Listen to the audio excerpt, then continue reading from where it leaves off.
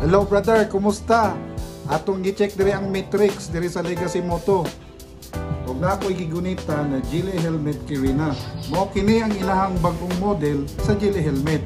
So as you can see, na yun siya mga certification, so makasiguro yun ka nga ang mga helmet sa Geely kay grabe yun ka quality.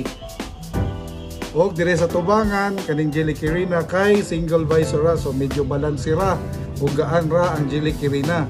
And then dire sa ibabaw ano na siya air vents dire wherein dili ra kayo ta mainitan ang ato ang ulo.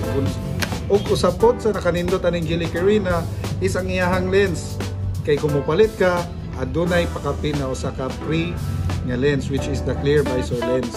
So dire ang iyahang strap brother is quick release, so dali ra ta makahubo sa atong helmet. And usapod sa kanindot ani is ang full release sa iyang helmet in case adunay mahitabo nato or ma-brother ta sa dalan.